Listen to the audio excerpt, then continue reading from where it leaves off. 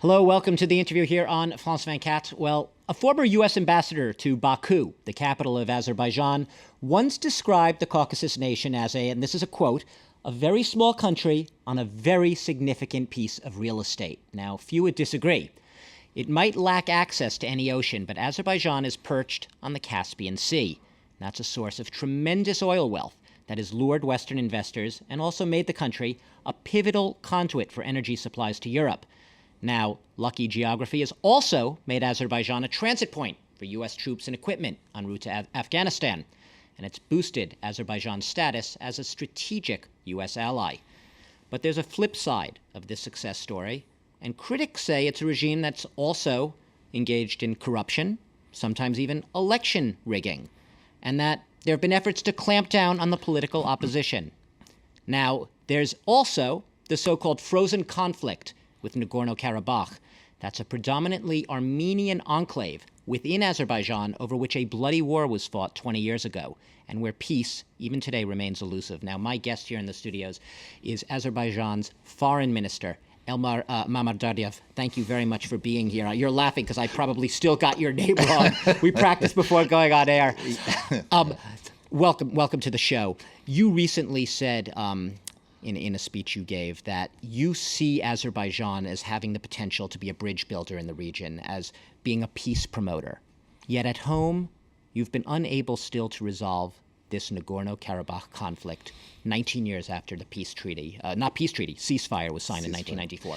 Why? Why can't you get this conflict resolved? That's true. Unfortunately, not everything depends on Azerbaijan. Yes, you're absolutely right that Azerbaijan is trying to build up its foreign policy, building up a good neighborhood with all of our neighbors. And so to some extent, we succeeded in this policy, because if you look on the map which you show, you find out that we have our neighbors, the Russian, Iranians, Georgia, Turks, and the other countries on the other side of the Caspian Sea, and with whom we managed to build a very good, friendly, strategically important, mutually respected cooperation and relations. The only missing puzzle is Armenia. And it's a big missing link, isn't it? It's a big missing link, which we are very much eager that we should find out the way how we have to deal with the conflict resolution, at least to end around 20% of occupation of our territories. Sir, I don't want to get into the actual statistics. I know the 20% figure is often cited. Some people, as you know, dispute that.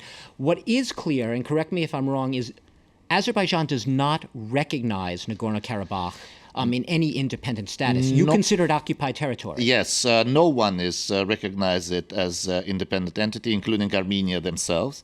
Plus, of course, if we take into consideration that the major body for the international relations is the United Nations Security Council, you can find out that in 1993, UN Security Council adopted 4 resolutions with regard to the conflict and the basis for the resolution of this conflict.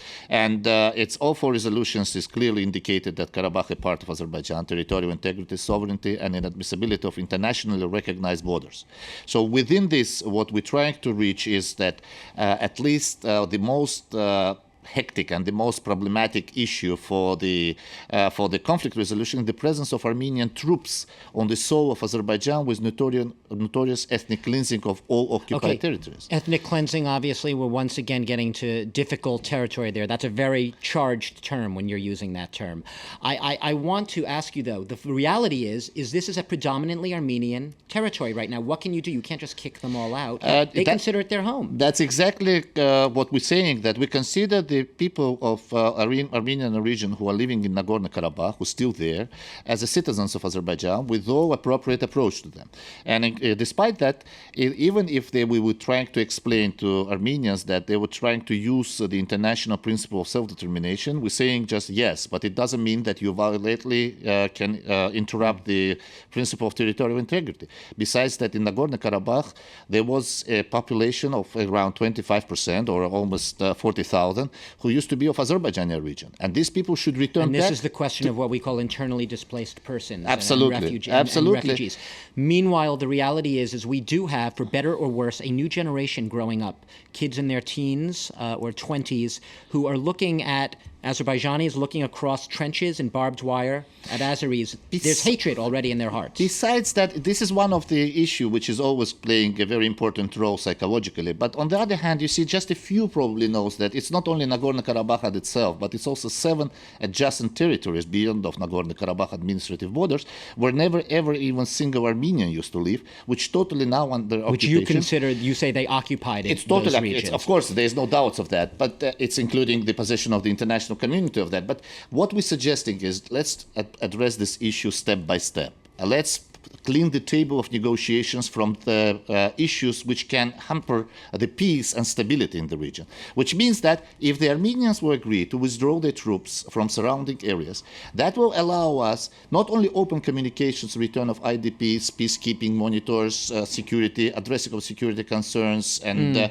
reduce the tension, including what you mentioned about the trenches, but as well as we can finally come to the idea of the defining of the legal status of enclave. We have seen, especially just looking at Syria right now, what can happen when a relatively small country with some very powerful friends and neighbors erupts in conflict. Do you fear sometimes that at any given moment, if you don't resolve this, that's a very good question, because one of the issue which we definitely face radicalization of the situation. I don't want to make a comparison to any other conflict because each conflict got its own history and roots, but one of the things that if the injustice will go on, of course radicalization will go on, because you correctly indicated about the people's mind, the young generation who didn't see the war and so on and so far. And then you see the development is going on. We'll probably move to other side because Azerbaijan is very dramatically, if I may use this word, develop itself according to the economic performance. And then it comes that the people will be sitting one day and say just why we should sit down and wait for this humiliation when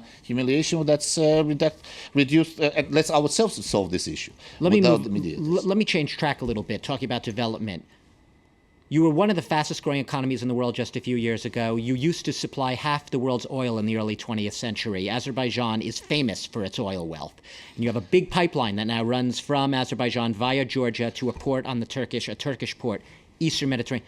You have tons of oil. Some people would say despite all that oil wealth, average Azerbaijanis are not seeing it. They're not benefiting from it.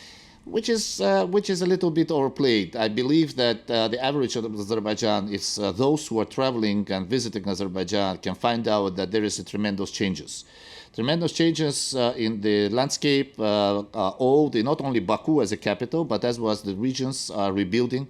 A huge investments going into the different infrastructural projects. Only one single I can mention about constructing of the railroad, Baku-Tbilisi-Kars, connecting the railroad network between Azerbaijan, Georgia, and Turkey, which will allow, for example, those who are living on the other side of the Caspian Sea and beyond of that, like in China and so on, using the railroad connection to Europe it will be a connecting missing link between the railroads connection. And besides that, everything has happened because this is the investments which we can allow to make because of the implementation. Is there a fund? How does it work? Some of these are millions and millions of dollars. We established a special sovereign fund which goes oil fund. We use the pattern and experience of Norwegian oil fund, how to spend it, and it's very transparent. It's on annual basis. It's audited by the Ernst & Young or the other big audit companies, and it's open. You can find out the information about the activity of the fund in internet and email. So sometimes it's easy to blame, but if you look inside and make Googling Azerbaijan, you can find out that it's not so bad as some Google Azerbaijan. Let's talk politics in the little time we have left. You're shaking your head a little bit. No, it's okay. It's okay. I'm all yours. Look, I'm all yours. Critics of Azerbaijan, and there are some very vocal critics, I don't need to tell you that, say that this is a regime of massive corruption that's been ruled by one man who's now seeking a third term, President Elmar Mammadyarov. And that there have been arrests of opposition figures, there's been a crackdown on opposition, and he looks like he's set to win this third term. It depends, first of all, what we're saying. It's democracy building for us. It's not to please someone. It's what we have to do ourselves. And it's for the national interest of my country, which was definitely numerous times announced by my president. It depends how you address and by whom you're addressing the issue. Because I don't believe in conspiracy theory, but unfortunately in some cases I can find out that somebody behind the ugly story of non-existence in case of Azerbaijan And whenever you say it's a process, it's a generational process, what we have to build up. In case of democracy, there's no angels in the world, and you have to admit that. But let me ask you, but why is, stupid question maybe, why is Aliyev seeking a third term? I mean, he's been in power since... and why he should not seeking for the third term? Because he didn't have the constitution changed or whatever in order to enable himself? It was done a few years ago. I believe that it was done correctly from my point of view, that if you're building up the country, and you need, and we are still country in transition with all the risks and challenges which should be faced by any country in transition.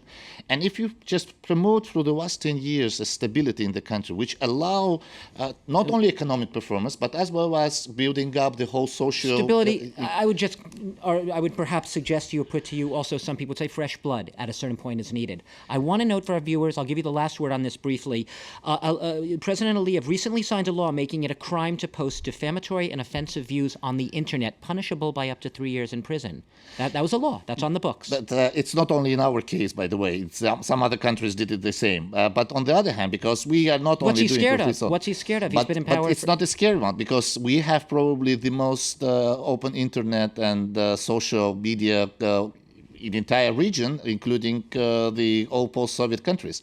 And this is, if you look inside that, having the free media, and then you can use it for anything what you want accordingly. Well, so then it's probably the response to what you said. We're going to have to, unfortunately, leave it there. We could go on. I know it's been very politics, oil, and Nagorno-Karabakh, all in 11 minutes, 30 seconds. You heard it here on the interview on France 24. My guest today has been the Foreign Minister, Elmar Mammadyarov. Thank you very much for joining us and speaking briefly about some of the big issues in your country. Thank you very much for having me here. Thanks to all of you for watching the interview.